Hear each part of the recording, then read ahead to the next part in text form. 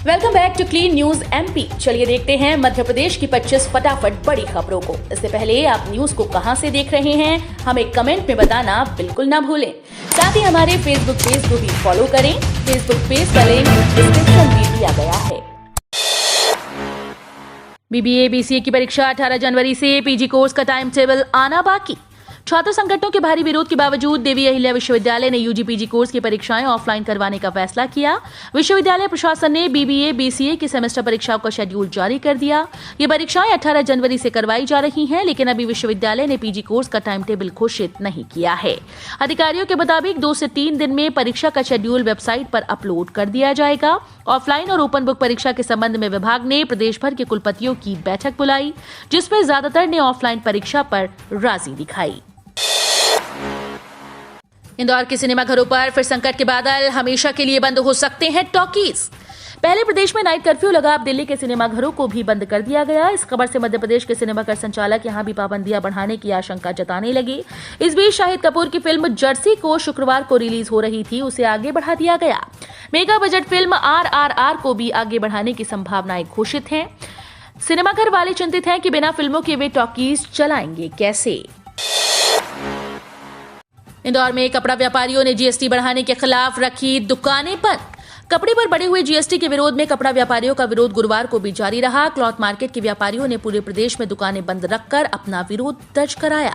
शहर में cloth market, Sheetla माता बाजार, नलिया बाखल, सांठा बाजार, शकर बाजार, रिवर साइड पर स्थित रेडीमेड कपड़ों की दुकानें बंद रहीं। वहीं राजवाड़ा पर कुछ दुकानें दोपहर बाद खुल गईं। कुछ व्यापारियों ने अपने कपड़ों की दुकानों के आगे सब्जी और पोहे भजिए के ठेले लगाकर विरोध जताया। 30 साल पुराने कर से मध्य प्रदेश राज्य सहकारी आवास संघ को मिलेगी मुक्ति। लगभग 30 साल पहले राज्य सहकारी आवास संघ ने विभिन्न गृह निर्माण समितियों को आवासीय परियोजनाओं के लिए ऋण दिया गया था। इसके लिए संघ ने भारतीय जीवन बीमा निगम से 80 करोड़ रुपए का ऋण लिया था। ऋणी संस्थाओं ने संघ को ऋण नहीं लौटाया तो संघ LIC का कर्जदार हो गया। ये राशि ब्याज सहित अब 502 करोड़ रुपए की हो गई है। कर्ज उतारने के लिए संघ ने एक मुश्त समझौता योजना भी लागू की, पर कोई सफलता नहीं मिली। अंततः संघ ने LIC से संवाद किया और दोनों के बीच समझौता हो गया। इसमें संघ निगम को कुल 98.37 करोड़ रुपए चुकाएगा। मध्य प्रदेश में पंचायत चुनाव के सभी दस्तावेज रहेंगे सुरक्षित। अभ्यर्थियों को लौटाई जाएगी सुरक्षा निधि।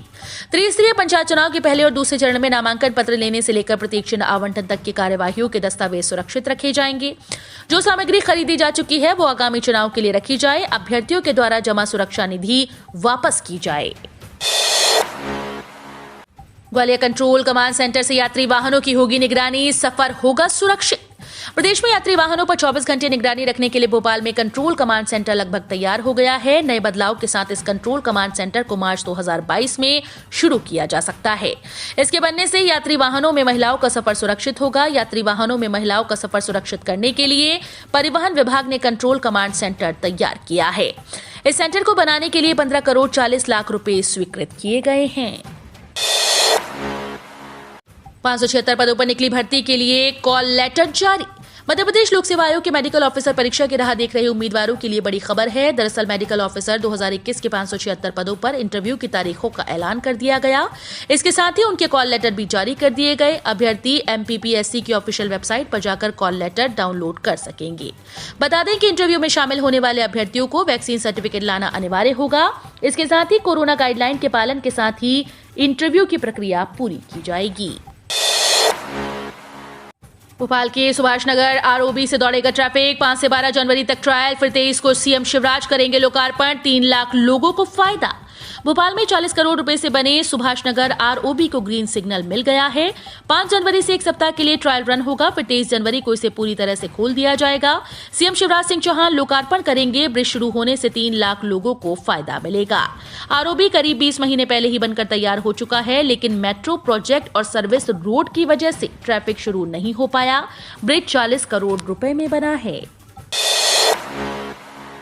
इंदौर में वाहनों पर रिफ्लेक्टर टेप लगाने के लिए कंपनीज को ठेका देने का विरोध। व्यावसायिक वाहनों के फिटनेस के लिए जरूरी रिफ्लेक्टर टेप लगाने के लिए कुछ विशेष कंपनीज को ठेका दिए जाने का Indore truck and transport association ने विरोध किया। उन्होंने मुख्यमंत्री को पत्र लिखकर इस पर तुरंत रोक लगाने की मांग की। एसोसिएशन के अध्यक्ष सीएल मुकाती ने लिखा कि मध्य प्रदेश में वाहनों के फिटनेस प्रमाण पत्र प्राप्त करने के लिए वाहनों पर पीले, लाल, सफेद रंग का रेडियम टेप लगाना अनिवार्य है।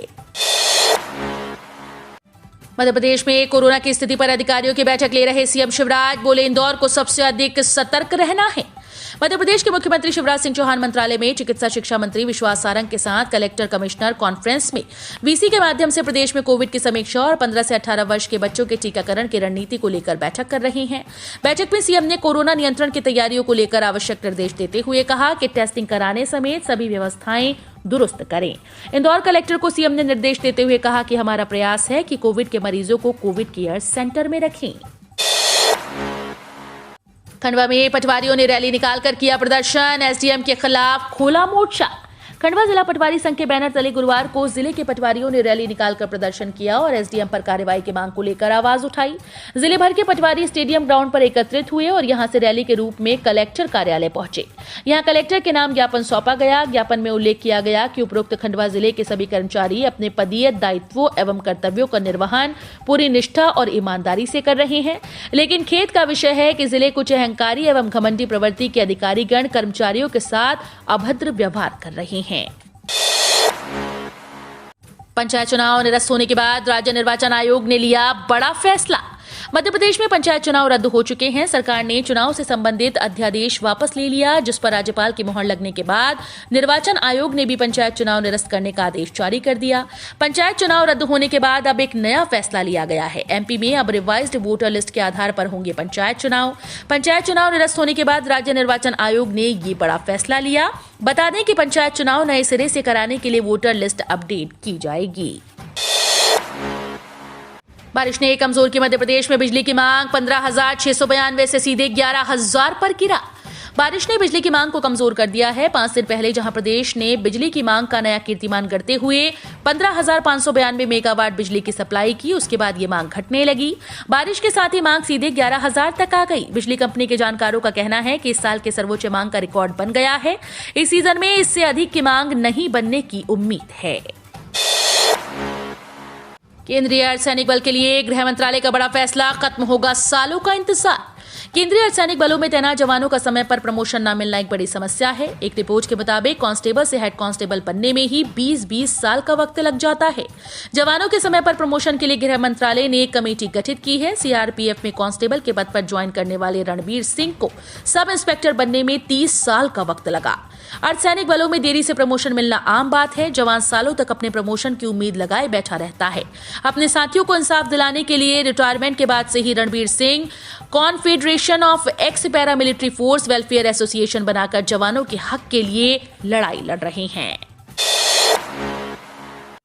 बचे हैं सिर्फ एक दिन, तुरंत करें काम वरना बंद हो जाएगा पीएफ अकाउंट। कर्मचारी भविष्य निधि संगठन सब्सक्राइबर्स के लिए एक बड़ी खबर है। आपके पास सिर्फ आज भर का समय बचा है। तुरंत अपने यूएएन नंबर को आधार से लिंक कर लें। यूएएन को आधार से लिंक कराने की अंतिम तिथि आज यानी 31 दिसंबर 2021 है। ईपीएफओ निवेशकों को आधार लिंक करवाना जरूरी हो गया है। अगर ऐसा नहीं करते हैं तो आने वाले दिनों में परेशानी हो सकती है और पीएफ खाता बंद हो सकता है। अगर आपने आधार को ईपीएफ अकाउंट से अभी तक लिंक नहीं किया तो तुरंत कर लें। नए साल में कर्मचारियों को मिलेगा बड़ा तोहफा, खाते में आएंगे 2 लाख रुपए, एक मुश्त भेजी जा सकती है राशि। केंद्र सरकार के 7th पे कमीशन कर्मचारियों के लिए ये साल खुशखबरी भरा रहा। उन्हें वेतन वृद्धि का डीए वृद्धि और डीआर में वृद्धि मिली है। हालांकि नया साल मौजूदा साल से कम नहीं होगा। वहीं नए साल में एक बार फिर कर्मचारियों के खाते में बड़ी राशि भेजी जाएगी। नवीनतम अपडेट के अनुसार केंद्र सरकार जनवरी 2022 में उनका पिछले 18 महीनों से लंबित महंगाई भत्ता बकाया जारी करने की योजना बना रही है। ओला देश के 400 शहरों में बनाएगी 4000 से ज्यादा चार्जिंग स्टेशन। कस्टमर फ्री में चार्ज कर सकेंगे ई स्कूटर। ओला इलेक्ट्रिक देश भर में हाइपर चार्जर के नाम से चार्जिंग नेटवर्क बनाने जा रही है। इस हाइपर चार्जर से ओला ई स्कूटर को 18 मिनट में 50% चार्ज किया जा सकेगा। कस्टमर 6 महीने तक इसका फ्री में फायदा उठा सकेंगे। ओला इलेक्ट्रिक के संस्थापक और सीईओ भाविश अग्रवाल ने ये जानकारी दी है। कल 1 जनवरी को 10 करोड़ किसानों को तोहफा, सरकार ट्रांसफर करेगी 20,000 करोड़ रुपए। देश के 10 करोड़ से ज्यादा किसानों के लिए नए साल का पहला दिन बेहद खास होने वाला है। दरअसल प्रधानमंत्री किसान सम्मान निधि योजना की 10वीं किस्त कल 1 जनवरी को ट्रांसफर की जाएगी। नए साल के पहले दिन दोपहर 12:30 बजे प्रधानमंत्री नरेंद्र मोदी करीब 10 करोड़ किसानों को 20,000 करोड़ रुपए से ज्यादा की रकम ट्रांसफर करेंगे। एसबीआई के पास 24,000 करोड़ रुपए निष्क्रिय पड़े हैं और राशि जमा करने को कहना उचित नहीं। सहारा समूह ने कहा कि भारतीय प्रतिभूति और विनिमय बोर्ड सेबी का उससे और अधिक राशि जमा करने के लिए कहना वाजिब नहीं, क्योंकि नियामक के पास जमा 24,000 करोड़ रुपए 9 साल से निष्क्रिय पड़े हैं। सहारा समूह का यह बयान सेबी प्रमुख अजय त्यागी के एक दिन पहले दिए गए उस बयान के बाद आया जिसमें कहा गया था कि सहारा ने उच्चतम न्यायालय के 2012 के फैसले के अनुरूप अब तक पूरी रकम जमा नहीं की है। मध्य प्रदेश में कोरोना के 72 मरीज मिले। इंदौर में ओमिक्रॉन का एक और मामला सामने आया। प्रदेश में कोरोना संक्रमण एक बार फिर से रफ्तार पकड़ने लगा है। बुधवार को प्रदेश में कोरोना के 72 मरीज मिले। इसमें से 55 मरीज सिर्फ इंदौर के हैं। इंदौर में मरीजों की संख्या लगातार बढ़ रही है। स्वास्थ्य विभाग द्वारा गुरुवार को जारी हेल्थ बुलेटिन के अनुसार प्रदेश में 61,621 सैंपल्स की जांच की गई। इसमें 72 की रिपोर्ट पॉजिटिव आई। नए संक्रमितों में भोपाल के 7 मरीज शामिल हैं। जबलपुर में 3 मरीज मिले। इसके साथ साथ इंदौर में पिछले दिनों पॉजिटिव आए एक व्यक्ति के सैंपल की जीनोम सीक्वेंसिंग रिपोर्ट में ओमिक्रॉन वेरिएंट की पुष्टि हुई है। सेंचुरियन में टीम इंडिया ने रचा इतिहास। साउथ अफ्रीका को 113 रनों से दी मात। साउथ अफ्रीका की दूसरी पारी में डीन एल्गर और टेम्बा वामुआ के अलावा कोई और बल्लेबाज नहीं टिक सका। एल्गर ने 77 और बावुमा ने नाबाद 35 रन बनाए। भारत की ओर से मोहम्मद शमी और जसप्रीत बुमराह ने 3-3 विकेट चटकाए। वहीं मोहम्मद सिराज और रविचंद्रन अश्विन को 2-2 सफलताएं मिली। भारत ने सेंचुरियन में खेले गए पहले टेस्ट में साउथ अफ्रीका को 113 रनों से हरा दिया। 305 रनों के लक्ष्य का पीछा करते हुए साउथ अफ्रीका टीम 191 रनों पर ढेर हो गई। अब कलेक्टर से मांगा सामान्य पदों पर जीते ओबीसी जनप्रतिनिधियों का ब्यौरा। मध्य प्रदेश में त्रिस्तरीय पंचायत चुनाव में ओबीसी आरक्षण बहाल कराने के लिए सरकार पूरी ताकत से जुट गई है। ओबीसी मतदाताओं की जानकारी एकत्र कराने की कवायद करने के बाद अब कलेक्टर से पिछले 2 पंचायत चुनाव में सामान्य पदों पर जीते ओबीसी जनप्रतिनिधियों का ब्यौरा मांगा गया है। इसके आधार पर राज्य पिछड़ा वर्ग कल्याण आयोग अपना प्रतिवेदन तैयार करेगा, जिसे सुप्रीम कोर्ट में प्रस्तुत किया जाएगा।